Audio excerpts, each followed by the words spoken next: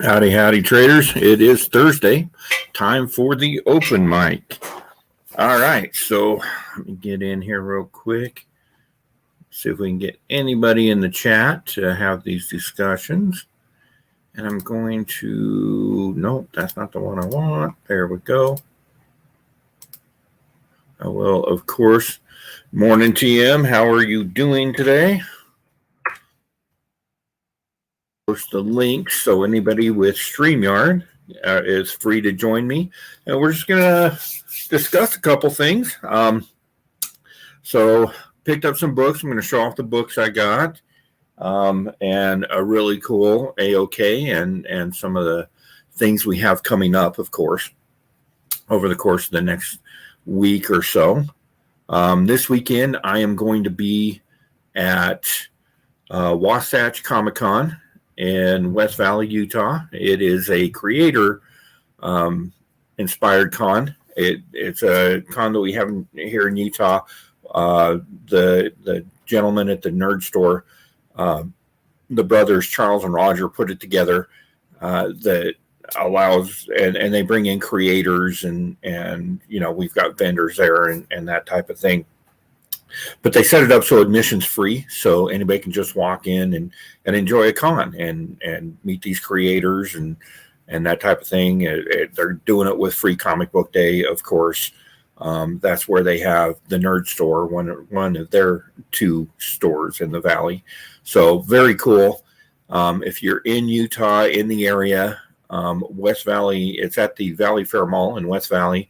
Wasatch Comic-Con starts tomorrow at noon and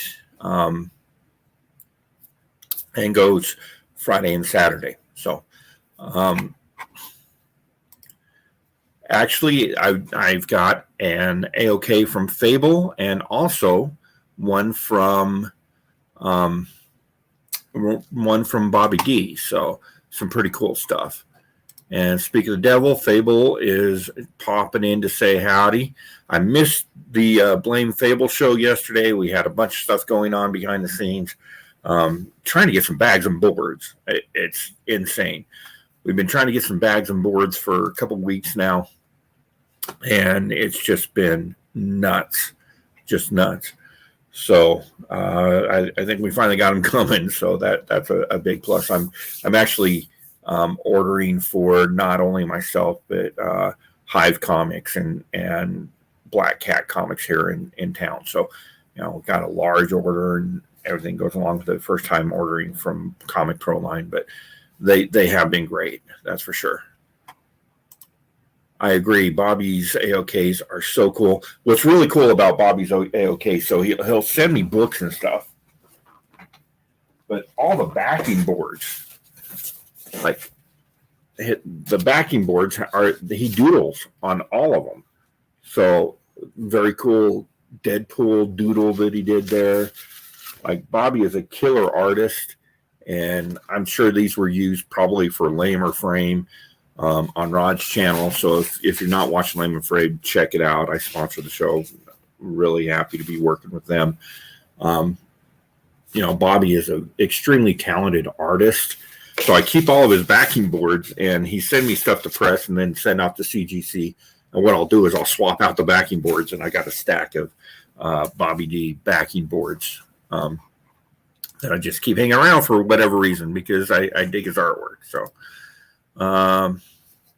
nice. And up in Canada, probably Comic Pro line, by far the best bags and boards out there. I mean, I prefer them over E-Gerber, all the rest. They double coat their boards so you don't have to change them as often, just a lot more, and they're comparable in price, so it's kind of a no-brainer. Andrew, good morning. Good to see you here today. So I of course, New Comic Book Day yesterday. It was kind of a down day for me, at least. There wasn't a lot out there. There were two big books that I was excited to get into. A couple number ones that hit, and I got hooked up with those. I dove in the long boxes and came up with some goodies out of the long boxes. Had some Darth Vaders, I mean, of course, you're not going to find at cover price that, was it Darth Vader #3, First Doctor Aphra. You're not going to find that in the wild for cover price. But these are, $10, $12 books. I was able to snag a bunch of those. Recount, it's third print, I think. Really hot book. I've got quite a few first prints, but I was able to grab that one, another $10, $15 book. Recount, super hot right now, so if you get a chance to jump on it, grab it. It's a cool story too. Bueller got me in on that one.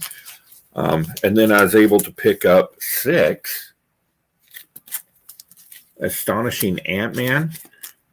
This is number 12. It's the first, I don't know, the dude, his first time he suits up is Yellow Jacket, I believe.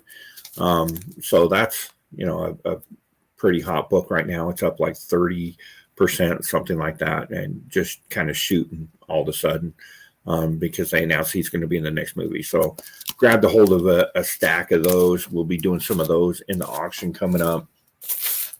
Also have those Doctor Strange and Sorcerer Supreme. Those are hot. I was able to grab a couple more. I've got a few of these, but a couple Immortal Hulk first prints. A lot of high dollar books in this run. In the earlier part of this run that have subsequent printings. So you got to be wary of that. In the shop, they had like every issue from 1 to like 20, but they were all second and third prints. And this is one that drops sharply from the first to the second print.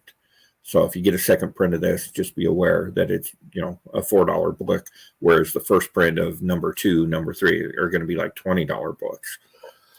So keep that in mind when you're out on the hunt. You don't want to get in the trap of buying a book that you think it should be a $20 fair market value, and it reprints, so it puts it like $4. Some reprints are worth more. Immortal Hulk just happens to not be that title. Another super cool book. I just dig it, so I buy it every time I come across it. And because it was such a big part of my collecting in my 20s, Ghostwriter Issue 15. That's the glow-in-the-dark cover. It's not worth a whole lot. It's a few bucks. I think it's highly underrated for what it is, but I really dig it. I probably have 10 of these at this point. I just grab it every time I get it for cover price. A couple bucks here. I think this one cost me $3. And it is. I mean, you can, if you get these in good condition, you can consistently sell them for about 10. So I pick them up. On to what we got yesterday, the new books that I got. TM says he loves that cover. Yeah, it's so super cool. The gimmicky stuff from the 90s. And I noticed this a lot with collectors that are in my age bracket, but we just go in for that stuff. The foils, the glossies, the hollow covers, the glow-in-the-dark covers. There's a few of those. Die cuts are hit and miss for me personally. I know a lot of people that snag all the die cuts they can. But yeah, any of those gimmicky things, especially those early image gimmicks books, I love those, and I snag them every chance I can. So a book that I'm on that we're all familiar with, Silver Coin.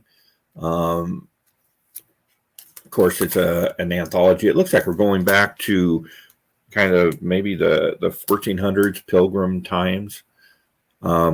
Super cool book. Can't wait to get into that one. These are all one-offs, so I don't have to wait for the next 3 to come out to read an arc. So that's a super cool book. Grab that one. And then this one was pretty hot yesterday. High Republic Adventures. This is issue number 1. And the Monster of Temple Peak. It was on Key Collector because of a new character, and we're going to take a quick look and see where we're at on this book. Demon of Temple Peak. We don't have any data on it yet, but these were flying off the shelves. Of course, I don't look at eBay, so they may be selling on there. But that's been a popular book.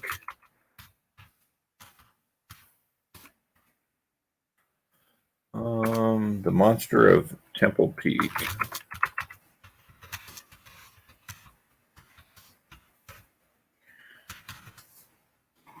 And of course, both Star Wars books were pretty popular yesterday for whatever reason. The other one, I believe, had a new character in it as well. Yeah, it looks like Monster Temple Peak, pretty steady at $8. So, it's a $5 book coming out the gate at $8. So that's somewhat respectable, I suppose. We'll go back and we'll do High Republic issue number 8. So this one does have some new characters. I know that's the spec on this one. And wow, right out the gate. Look at this, guys. We've got $20 sales on this cover right out the gate. So did pretty good on that one. No data yet for the next one. So 20, high sell of $29. Pretty popular book. And I grabbed a few of those. So that one's pretty cool.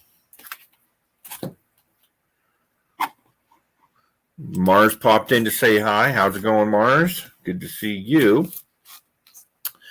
And of course, our next one up, this came out on Tuesday. My LCS puts out the EC on Tuesday. But Batman 89. Of course, this is Batman's adventures in the Tim Burton universe. And there was some kind of a spec on. Oh yeah, there's a new Robin on this one. So that one, haven't really seen any movement on that one yet, but there is a new Robin in it, so there may be something to that. Love this B cover with Two-Face. That's very cool. There is a 1 in 25 Joe Quino's design variant, and that one's seeing some movement, $36, $37. That's pretty cool. And then we're going to move on to another title that I'm just really digging. And issue number 6, Batman Urban Legends. Grabbed that one yesterday. This is actually a weekly spec book. Oh, wow.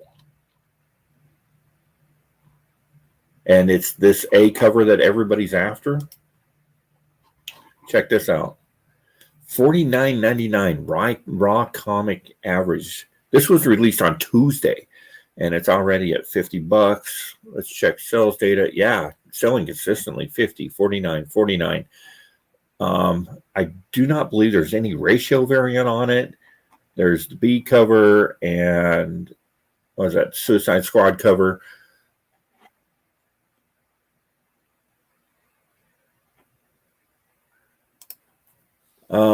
I believe that it was Dick Grayson. And yeah.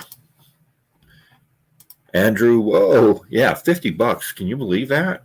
And I was smart enough that I snagged a couple because I just knew that was going to be hot. So the hype around this one is Tim Drake in this book came out as bisexual. So it's driving the value of that book. And then we got Detective 1041. Good day for Batman yesterday, of course. I love those B covers, so I snagged that one. We've got Canto 3 Lionhearted. This is issue number 2. This is the RI 1 in, probably a 1 in 10, maybe a 1 in 25.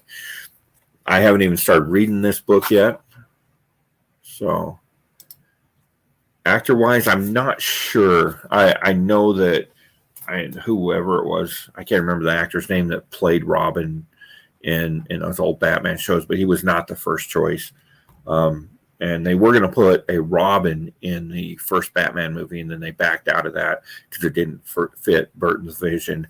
And that's kind of why there's some hype around this book, because they're putting that back in there. And apparently Burton's got some input into it. So we'll see. Of course, everybody loves Keaton Batman. So this is a book that I'm super stoked for. Wow, I got another High Republic sitting down there. Another Batman. Okay. I was super stoked when I first heard this was coming out, and I was about to start talking schmack on my good buddy Greg, who is the owner of Black Cat Comics, but it's not his fault, it's my fault. I missed out on all the covers for this. Luckily, Greg stepped up to the plate and he was able to get some more in for me.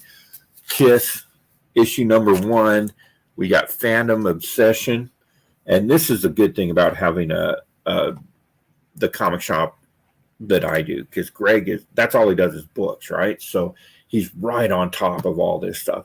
He knew right away that he didn't have all the covers for me, so he immediately did everything he could to make sure that I got all the covers. Right now I'm sitting on 2 super cool covers, and he's ordered the rest. I'll pick those up in the next couple of weeks.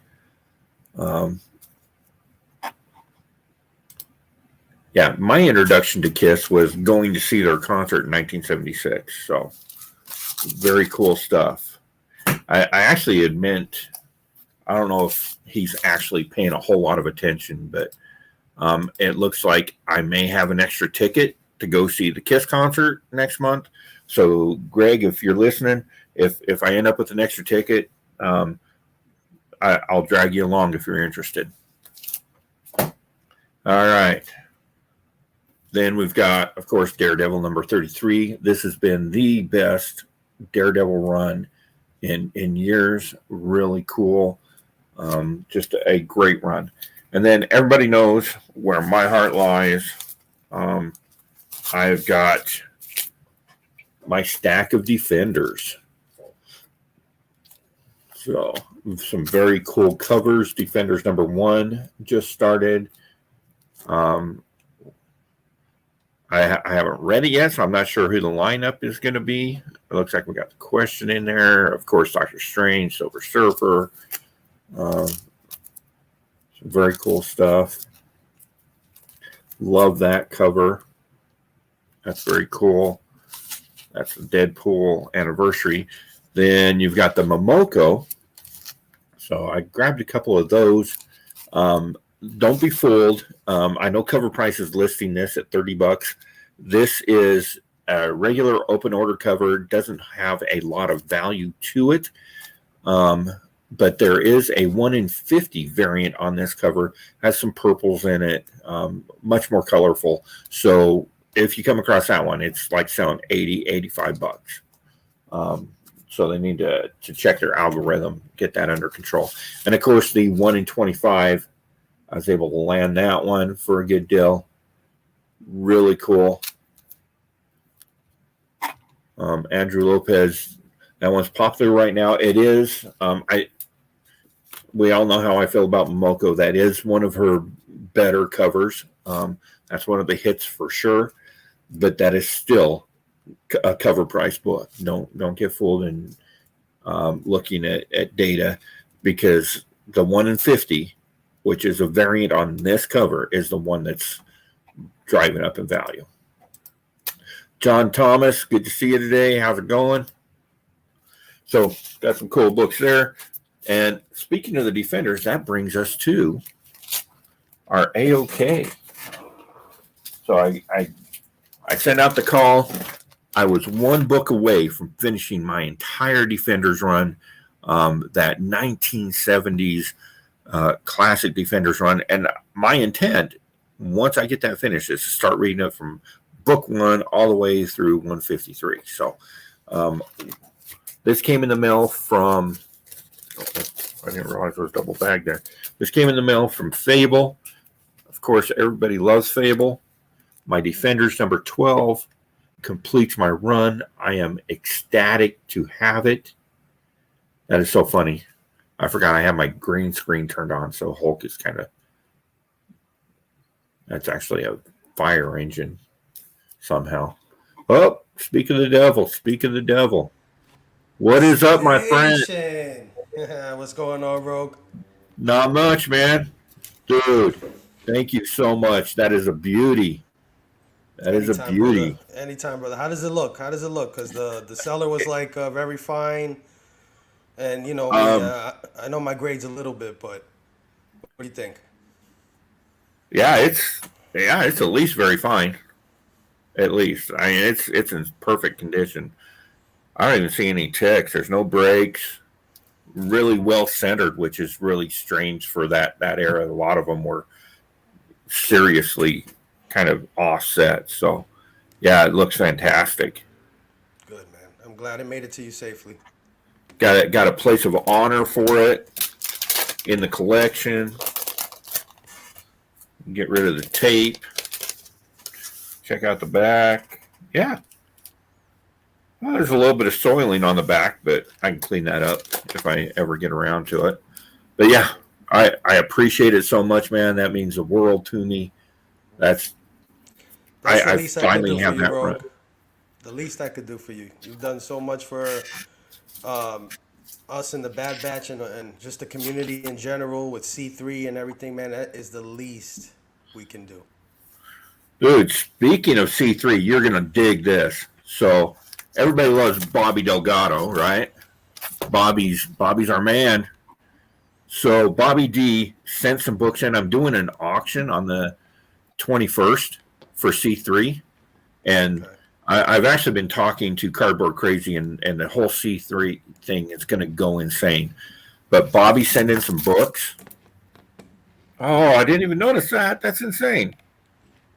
So Bobby sent in some books for C3, some sketch covers that he did. Yeah, he showed me that one. That one's crazy.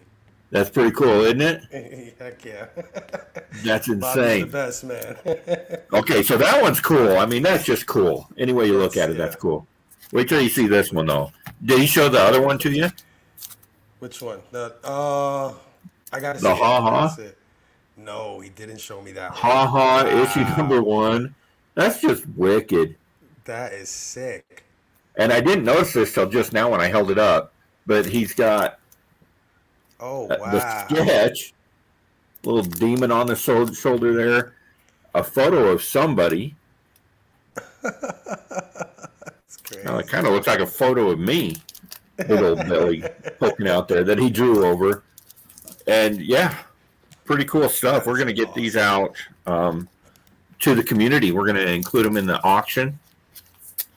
But every time Bobby sends me stuff, he sends me these, he does like multimedia stuff, like sculptures and that kind of stuff. Right. And he did this that we're going to be throwing up as well. Oh, wow. Deadpool, Lady Deadpool thing going on there. That is crazy. Isn't that cool? Heck yeah. You know, I mean, you know how Bobby does these things, right? These like art pieces. He finds things in like flea markets and dollar stores and he repurposes them. And right. He does an incredible job. I just cannot believe some of the things he's taken and turned into. If you see like the befores and the afters, you would be just like, how is this guy not like, you know what I mean? Working for McFarlane Toys or something. Yeah. Yeah, that's what John Thomas just said, actually. And he did, like, you can get these at Hobby Lobby and stuff, and just plain. And he did this one for me as an AOK a few months ago. and I don't know why. And it always sits here because I freaking love the thing. But like, Sick. it's my grandson's favorite thing I have in my office. Like every time he comes into my office, he's like, "Can I play with that?" The Iron Man. Yeah, he loves it. Yeah. Yeah, I don't know. He's Bobby's just an extremely talented. He's got an artistic eye, and he comes up with stuff that I would never in a million years imagine. Yeah. Like people with that kind of just natural artistic ability. People like you too, man. You with your music and stuff. I just don't. Man, I'm just in awe of what it takes to do that kind of stuff. I mean, I know how to smash books with an iron, and you guys are like creating art. It's Hey incredible. man, there's an art to pressing too, man. I've seen bad pressing jobs. Oh, I've seen a couple. I've done a couple. I ain't gonna lie. You'll dig this. Have you been reading? Was it Dark Blood?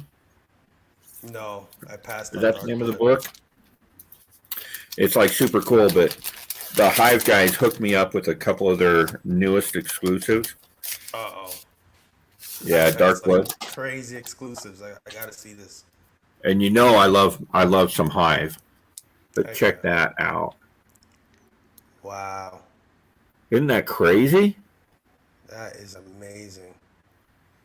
Who's the Like I artist don't on know that? how. Like James has just got such an eye for art, and he keeps telling me he's not an artist, but you can't pick stuff out like this, No. Yeah. like that He's kaiju got great score taste. cover. Heck Like he knows his shit. yeah. So what's up in your world, man? Nothing, man. Nothing. Just doing the Instagram thing, doing the Instagram live thing, trying to get that off the floor. It's starting to become pretty popular as of late. So I'm grateful for that. Um, and just moving ahead with that and trying to evolve that, see where I could take the Instagram platform, because I love the YouTube platform as well, but there's a lot of YouTubers. There's a lot of them. Yeah, So I don't want to just fill the air with a bunch of the same stuff you're hearing 100 times already, right? So I go on to Instagram, which all the YouTubers have, and we're all friends there too. And I figure I make it more personal. I do a show that's a little more face to face, if that makes well, sense. one of the things I kind of dig about what you're doing on Instagram is most of what you see on Instagram is auctions, live sales, that type of stuff. And you are actually having um, conversational shows, like you were talking about the Tinian news, and you covered that pretty comprehensively. Had a few guys on discussing all that, and I think it's so cool that somebody's using that platform for that instead of just trying to make sales. So yeah, Right, that's right. that's pretty cool. I mean, I've seen people have done it before, but the people have done it before, like let's say No Good Comics, for instance, the mayor of comics, Justin. Uh, Right. he, I believe, started there. Comics Kings Brandon, I believe, started there. They were all doing this kind of content, but for some reason or another, they got pushed to YouTube. They felt that maybe the opportunity was bigger there, but at the same time, it left a big hole. Like you said, it's claim sales, auctions, Yeah. things like that. Maybe Comic Time will go live every now and then, and people will go crazy for that. So, I just saw a hole there, an opportunity. Plus, there's a lot of benefits when it comes to the social aspect of things because YouTube is, besides the chat, it's not really sociable after that, where we could Right. continue these conversations in the DMs and things like that on Instagram. So, I'm just exploring it. I don't know if it's going to amount to anything or get any big or get verification, which would be like, I guess, the 1K equivalent on YouTube. But we'll see. Right on. So what are you reading this week? Well, I haven't gotten to anything yet. I haven't gotten into anything yet, but I'm most excited probably for a nice house on the lake to dig into that. I'm really digging Tinian's nice house on the lake. The guy's really good. He is. I'm a little concerned about like the direction he's taking things with this online, and I I'm afraid that that's gonna ultimately hurt his career. Hmm. I mean, hopefully it won't, Right. but it's Um, risky. It's risky the for way I sure. see it, the way I see it is, I mean, these writers are always writing, right? Like this is what they do. They do it for fun. They enjoy it. I figure he's probably got a lot of these stories already built up, a lot of pitches or a lot of outlines and things like that that he hasn't. Maybe he doesn't want to take to the big two. Maybe he was saving for himself in some way. And I feel like it's an outlet for him to sell his other stories because at the end of the day, I mean, he still has the other titles going on. Something's Killing Children is not going anywhere, and I think it will continue in popularity as well as Department of Truth and Nice House on the Lake. I mean, he said it himself. Nice House on the Lake was his biggest debut ever. Right. Yeah, I'm just afraid that. Well, I'm afraid for DC for one, or really for the big two, because losing a talent like Tinian is, I mean, that's going to hurt any way you look at it. But he was bringing, even in his Batman stuff, he was bringing stories that felt more indie, more raw than what anybody else is doing in the big two. So by him departing, I'm afraid that may get the big two, especially DC, back into the rut of just the churning out the same old, Right. and that's a little concerning. Yeah. No, it definitely is concerning. I was telling other people this too, because the big two have been around so long. Everybody wants to write for them, right? So there's no Right, shortage of talent pool that they can dip into, right? right, But at the same time, I have seen companies fall to hubris, to not reading the market the right way. You know what I mean? And if I was Marvel or DC, well, DC's already doing this. That's why I don't even have a problem with DC because to me, DC has already been cultivating writers and artists from the bullpen, if that makes any sense, from the AAA league. They have a good track record. They found Tinian when King left, and right. Tinian was only supposed to take over for a little while. Same thing with like Ram V and stuff like that. So I don't know if DC's gonna have too much of a problem. Whoever's working over there curating talent, they're really good at what they do. You know, my fear too, to your point, is that people are just gonna start talking, and now it's in the air. Now there's a place for a better deal. Right. And public opinion can change overnight. I mean, we've seen big companies fall quickly due to just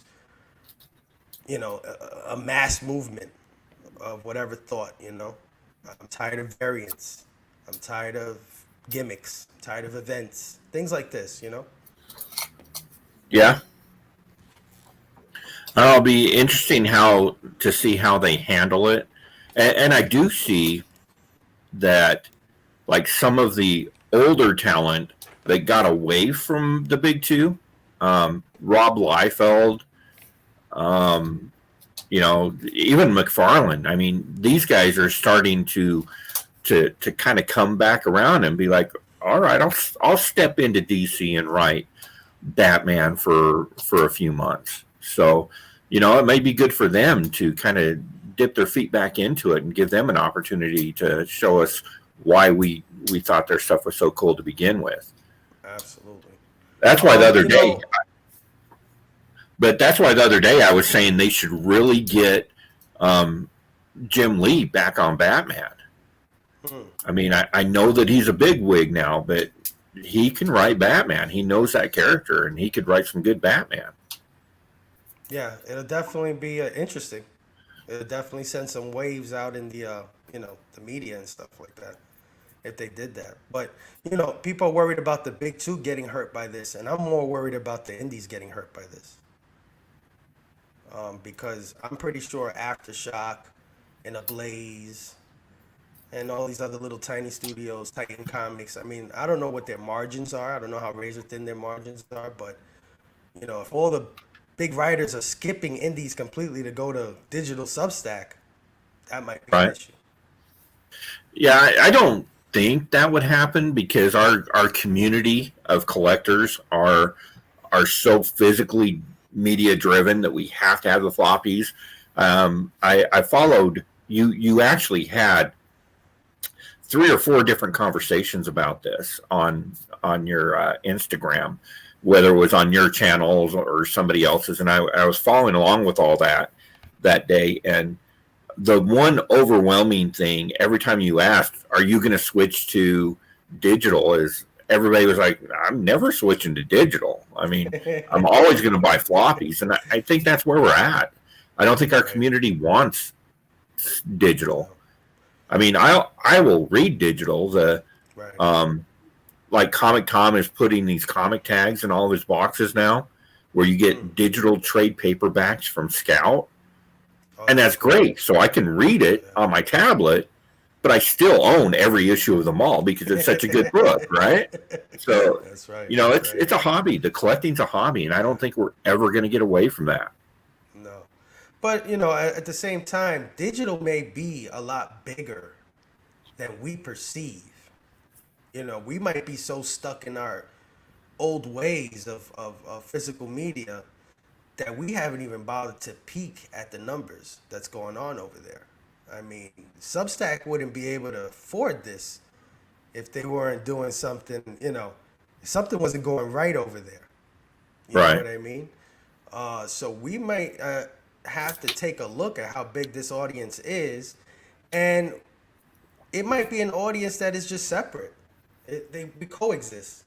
You got your physical guys, you got your digital guys, and some people from both pools mix in. Digital guys get physical floppies, and physical floppy guys get digital copies here and there. You know what I mean? right. Well, I don't know. For one thing, I don't think that their pockets are all that deep. What got Mm. Tinian over there was the fact that he knows at this point that he can go to, AT&T and write the phone book, and he's going to sell books. So he's got money coming in on residuals. So I don't think it was more of a contract that got him over there and freedom over money because he knows the money's going to follow. But I do think that at least a lot of the people I know, even old school guys like Bob, Bullseye Bob reads digital, but I know that like he's never going to step away from floppies. I'm never going to step away from floppies, but I'll read a digital. I don't think. I think the two coexist. I really do. I don't think that it's Yeah. an either or thing, and it never will be. No, no, I don't think so either. And I think people need to get out of that mindset of I'll never go full digital. It's like it's not about going full digital. It's about having digital as a companion piece Right. to your collecting. You know what I mean? Because me personally, I'm the same way like you guys, like Bullseye Bob or you more. I don't do digital at all. It's not even a thought in my mind. I don't even think about it. But had I wanted to go back and read a Fantastic Four Jack Kirby run or an old X-Men run or whatever it is, man, I'm glad that thing exists. I'm glad it's Yeah. there. And that's definitely, in my opinion, what it's there for. I mean, of course, they put new books out on it, but nobody that no real comic collector, and I know that sounds like I'm gatekeeping. I'm trying not to, but no real comic collector is going to go out and pay $4 for a digital copy. Yeah. Like when you got $4 for something that's killing children, number one, or $4 for a digital copy, you're going to buy the physical copy. You may buy both so you can read it, because Right. once your physical copy gets very expensive, and then when you're looking at, where are they now? Something's killing the children 17. Right. People want to read that story. You can jump on at 16 because it starts a new arc, but you want to read that original. So you're either looking at a trade paperback or digital, and digital is just so much easier. So yeah, that's really, I think, what the place is for digital. And I agree. it's going I agree. to be interesting to see when people like Tinian start putting out digital only content, what that's going to do to the market, what that will do to their readership. Right. Right. Well, Nick Comic Culture, good friend Nick, he made a good point, and he said, well, it's good that they're getting all these big name writers, but how far is Substack's reach to the general public and letting anybody know that these guys are even there? I mean, Right. we know because we're comic book nerds. Yeah. We're gonna know, but anybody outside of our circle, what Well, kind and of who's going reach to does care? Substack have? You know? Who's going to care? Because you look at people that are reading, avid readers of novels, may not even know or care who Tinian is. Right. Like they're going to grab a Stephen King novel because it's Stephen King. Are they going to make the effort to search out this relatively new artist in a slightly different format? I don't know. I don't know if that's there. So it's going to be interesting to see. It's funny. I'm looking at the chat here, and they're kind of. This is the big debate. Who's going to write Batman at this point? Like everybody's all over this. Well, we know for certain it's not Ram V, right? Ram V confirmed, no Batman. I think that's good. I don't think that's the writer for Batman. HK Wifey said something up.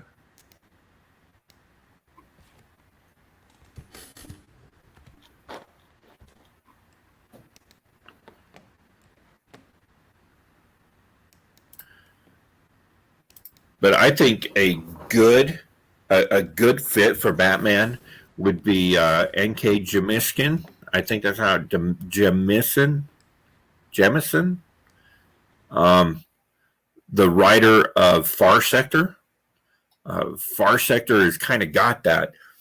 I know it's in space and it's Green Lantern and everything, but it's kind of got that detective quality to it that I personally like to see in Batman. So that might be a good option for a Batman title. But I think Ron V does better. Everybody keeps saying him because he's an up and coming DC writer. I think that he's far better in his wheelhouse. Swamp Thing, maybe a Constantine book would be good. Sandman, that kind of thing. Something where he can play around with mythologies and not really horror, but kind of that elseworldly type stuff. I think that's where he shines, and it would be remiss of DC to move him out of that. And I think they're continuing with Swamp Thing, if I'm remembering correctly. Philip Kennedy Johnson. That's actually not a bad idea either. Yeah, the detective Batman to me has always been more appealing than the JLA superhero Batman. And it's really cool in the detective comics in the last 6 months or so. They've done a really good job in those B covers of showing that kind of detective type Batman, which is really cool. I think it could be, and that's why V is not a good fit for that, because I think taking away his embellishments, what makes Ron V such a great writer is that, he takes these characters that have a foot stepped in mythologies and those type of environments like Swamp Thing and Layla Starr, and he takes those and kind of runs with the mythology of those characters. And I think if you put Ron V on Batman, what'll happen is he will fall into the trope of just cookie cutter. And I think you hit it right on the head. That's what Batman would turn into under Ron V. So I don't think that's a good fit for that reason. Sorry for dropping out, Rob. Huh. Tamaki has surprised me. But yeah, it's interesting. I am kind of curious who they're going to get to do Batman at this point, because, in my opinion, the Tinian Batman run has been the best run in 30 years for the character. Yeah. So it's going to be hard to and I Another hope they take. question, another question I might have for that run is, what are they gonna do with all his characters? Yeah, that's yeah.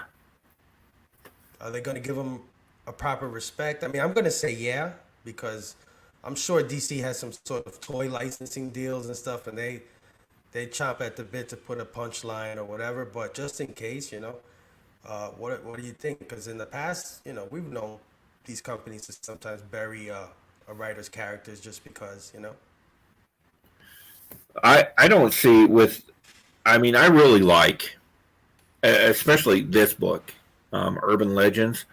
I like the way that they handle those characters, the Red Hood and Punchline, Miracle Molly, even Clown Hunter. Um, I I don't think that they can. I don't think they can break away from those. Tinian wrote them so strong that it's going to be extremely hard for them to ever just bury those characters. TM says they're keeping. They said they're keeping all the characters alive. Yeah, I'm sure. I mean, I personally am a big fan of Punchline. I like Punchline. I think it's a great character, great concept, great attitude. So, pretty excited. And another interesting thing with it is that 117 is also the last issue of Fear State. Now, from what I understand, he's the architect of Fear State. Yeah. So that's going to be pretty interesting to see what they do for 117. Promiscuous Time Traveler showed up. What is up, my friend? Coming out with a Clown Hunter one shot. That is next week. Yeah. Did you see what's going on with this thing? Yeah. Like $50. What the heck is going on with that? Hey, Greg, if you're still watching, put like 10 of these in my hold. Like, good Lord. Yeah. Yeah. What do you think about all of that? Do you think, good for the character, bad for the character? I always think that, and like I'm just an old guy, but Right. I don't care. I really Right. don't care. Exactly. Give me a good story. I don't care if your character is gay. I don't care if they're black, they're white, they're non-binary. Right. Don't care what their pronouns are. I want a good story. That's all I care about. If you can't give me a good story, it doesn't matter Right. about the rest of the character. Yeah. We were having this discussion in the backlog chats on the gram about it, and some people were saying, well, I just don't like when they make them that out of nowhere from 30 years of history of not being that, and then sometimes they're written completely different after the fact and things like that. And I had the same attitude as you. I'm like, oh, listen, I don't care who they sleep with. I don't care who they worship. I don't care what color they are or anything like that. I just want them to beat the bad guy at the end of the day. Right. That's what I signed up for, a superhero comic. You know what I mean? Yeah. And I mean, for me, so I look at things being a veteran, a retired military veteran. I look at things through that scope, because that's such a big part of my makeup of who I am. And when I was in combat, we had gay soldiers. I knew a couple gay soldiers that were there with us. They were in the closet because you had to be at that time. But we had gay soldiers. We had female soldiers. And, none of that matters. None of that really matters to who you are as a person. So it shouldn't matter to who these heroes are as heroes. And I mean, if they did it because they want to give Tim Drake a love interest, that's fine. Just make sure that love interest has a story. There's a story to drive it, and that's what's going to catch me. I mean, I don't care who Tim Drake falls in love with, but let's make sure that that is pertinent to the story and it gives us good storytelling.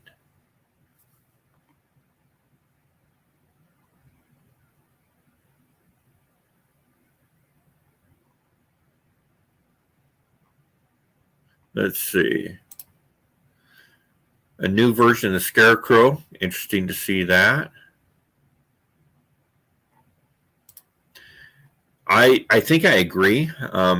I signed up for superheroes. That's why I buy my books. But I mean, there's a humanity there that needs to be had. And if these stories, who they love, who they are in relationships with, drive the humanity of the character, then that's just a bonus. And it can be done in a way that, whoever they plan on putting Tim Drake with, because it looks like that's what they're doing, because they're exploring that. I want that person to drive the story. There has to be the conflict there. And I'm not signing up for a Batman romance novel. Give me, villains coming in trying to kill somebody. So Batman and Robin can save the day.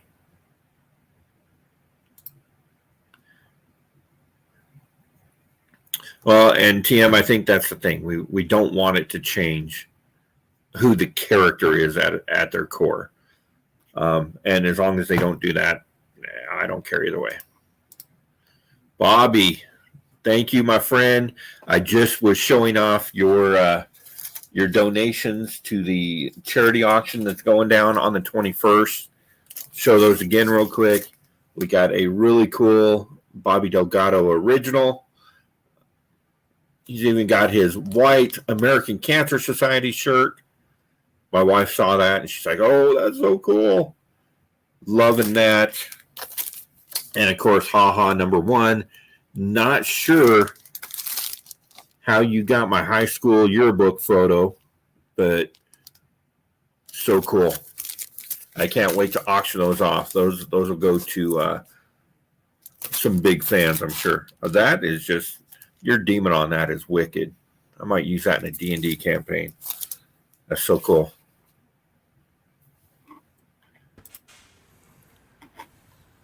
Hey, everybody, Fable's back. Sorry about that, Rogue. This computer's kind of crazy, man. I need a new computer. That's it. I'm buying a new computer.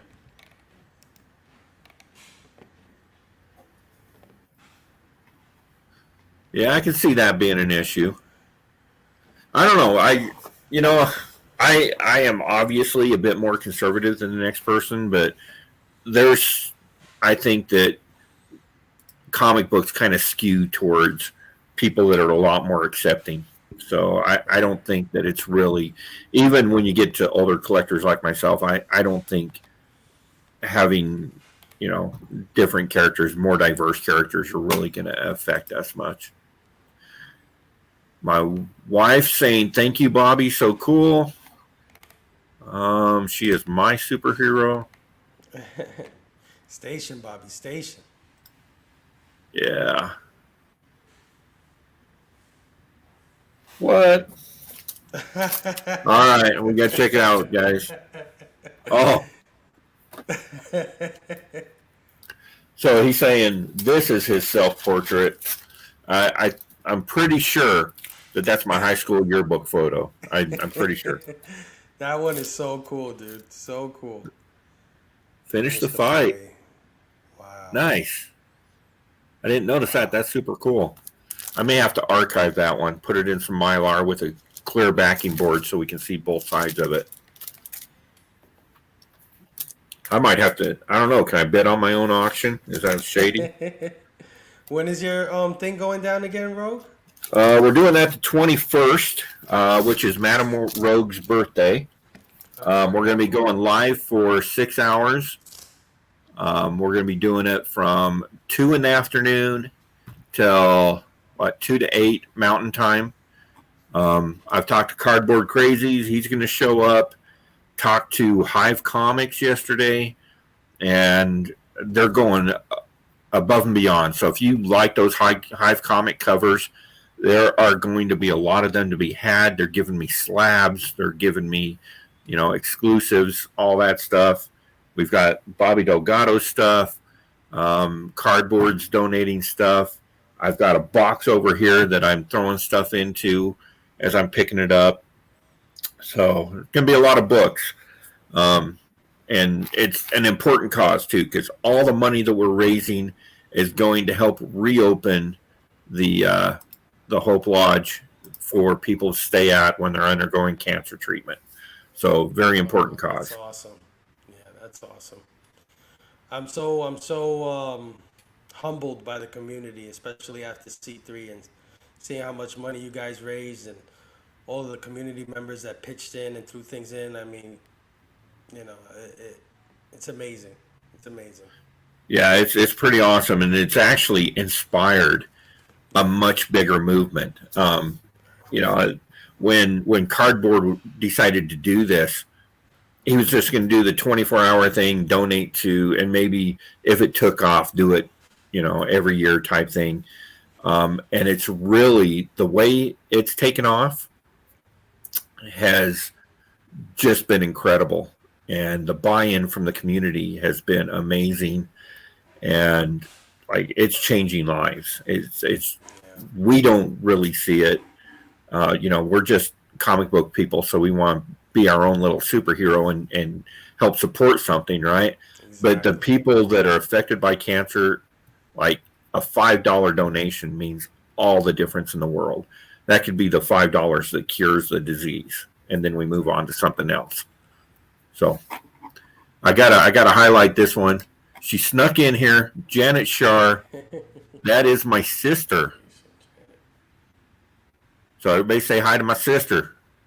Station Janet. Somebody's birthday, Kyle? Oh, Promiscuous Time Traveler's birthday. Station Promiscuous. Happy birthday. I've been on a couple live streams with that guy. Kind of shady. I'll keep doing them. But yeah, just something about the guy. You know what I'm saying? Oh, let me ask you a question. Well, yeah. Free Comic Book Day. Somebody mentioned it there. What's going on with that? What's the plans for that? Because I don't have an LCS, so I got to figure out a way to get what? To send me the stuff. Yeah. Dude. All right. Greg, are you still in here? We'll see if Greg's in here. If not, I will contact him later. I'll get you hooked up with your Free Comic Day books. Oh, man. I know for sure I got you covered on Something's Killing Children, the House of Slaughter book, and the Stray Dogs. Got you covered on those for sure. But, I noticed some shops selling them for $10 the other day. I was, because I'm big into online shopping, so I know a lot of online shops, and I've seen a couple of them selling those Free Comic Book Day books, selling them. Yeah. Well, that House of Slaughter is already at like $8 for a free book. $8, crazy. Wow. Yeah. And then the Stray Dogs, I've seen some $25 sales on that one, and they're not even supposed to be selling them. Like, I know they're not even supposed to be available yet. Not supposed to be available till Saturday.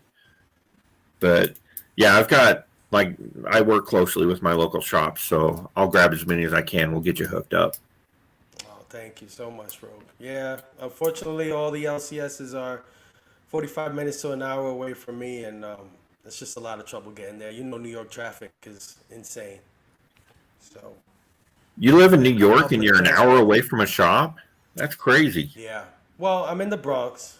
The shops we have around here are very mom and pop. Like, there's hardly any room in these stores, so there's no back issues. They really just have new comic book day books and not everything, of course, just whatever's the most popular, and little figures and things like that. So nothing like The Deep.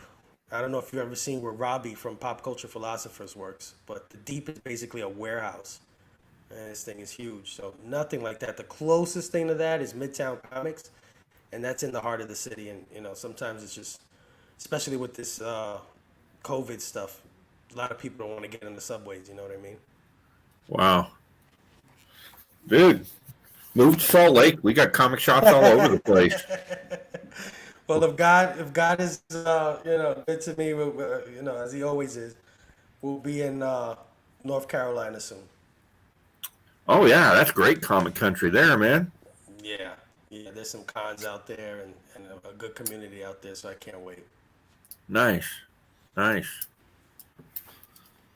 Well, right on, man. I will get a hold of Greg, and we'll see if we can hook you up with some free comic book day books for sure. Thank you, thank you. But we have reached the hour, so I'm gonna call this one. I got to get to pressing some books because I'm getting behind, and I got a convention this weekend. Awesome. I'm going to be doing some live streaming. I might do some live IG from the con floor. So if anybody's following me and you see a book you like, shout out in the chat, and I will purchase it for you and have it sent to you. So if you see anything in my stream that stands out, there's going to be some creators that are doing signings and cool stuff. So, and what you got going on, man? I'm waiting for a small haul. Still waiting for it, but if I get it, I might go live on the gram a little later. Not sure at what time, but yeah, I'll probably go live when I get it, and be joined by some of the community members on Instagram in the Bad Batch, just to show off what we got the day after. That's about it. And Whiplash Wednesdays every Wednesday. Right on. Down with all of that. So go follow those guys. The road to, what are we at? 300? Road to 300? The Grow Together? Yeah, we're going. Well, it's the road to 1,000. I haven't checked it. I was going to do this today. I haven't checked anybody's numbers. But the first benchmark was 300. We have a couple people over that already. But when the rest of us get to 300, we're going to give away a few books. Then we'll go to 500, give away a few books. And, of course, at 1,000, community member is going to walk away with an ASM 300. So, and we're looking at an Amazing Spider-Man and an Amazing Spider-Man and an Avengers collection when we go to Portland for Rose City Comic-Con. If those end up coming home with me, you might see something big for a 2,500 subscriber giveaway. We'll do like first Doctor Doom or something stupid like that. Oh my God! Yes. So, and I still have 8 Blair Witch Stray Dog #1s coming back from CGC. So they just billed me yesterday, so we're hoping to get grades in the next week or so. So we got plenty of good stuff to give away. Sub everybody up that's on the list, and they're all the links are in my YouTube bio. So hit them up. And anybody, I'm just going to throw this out there. Anybody that's on TikTok, follow Comic Kings on TikTok. He's putting out the best TikTok comic book content you've ever seen. Like that's a platform that's made for the youngins, and he fits in perfectly. Yeah. Yeah, we need to have something like that on every platform, man. We have to have a comic community everywhere. Yeah, he's killing TikTok. Like little 1-minute videos, he's just slaying it. Oh, he knows how to do that stuff really good. You ever seen his Instagram ones where he's like doing the characters and everything? Yeah, that's what he was doing. Yeah, he's really good. All right, well, Right thanks on. for having me, Rogue, man. Always a blast hanging out with you. I'm glad you got the Defenders 12. I'm glad that I could make something happen for the great Rogue Trader. Because, giving you something is almost impossible to think of what to get you. So I'm glad you said you needed something. I was like, okay, I'll get that at least, Well, I'm working on Conan next. So Conan and Star Wars. Those are my next 2 runs. Nice. Ooh, did you pick up that, real quick, did you pick up that Star Wars reprint from IDW? The Dead of Honor? No. Claremont? Oh, No. man, you got to get that one. The only Star Wars I'm working on right now is... I'm sorry. That was a Star Trek book. Oh, yeah. Yeah, I did get that. Yeah. Yeah. Oh, isn't it a beautiful book? It is a beautiful book. I'm a huge Trekkie. Like, I was in my comic shop yesterday, and Greg... He only bought them because he knew I'd pay him for them, but he brought out a stack of 8 Star Trek models from the 1980s. So now I have 8 starships to build, and I don't know where I'm going to find time to do that. Oh, But, you definitely got to show that off on the gram when you're done. yeah, I'm a I huge definitely wanna see Trekkie. I love Star Trek. But yeah, the runs I'm working on completing are the 1970s, 80s Star Wars, and the 1970s, 80s Conan. And then when I get those done, I might be moving on to Ghostwriter, I think. Ghostwriter. Yeah. We're just Those are filling in great runs. writers. Filling in runs and trying to keep up with the backlog. Always. I'm going to check you later, Rogue. Thanks for All having me, right. brother. Have a good one, Peace. traders.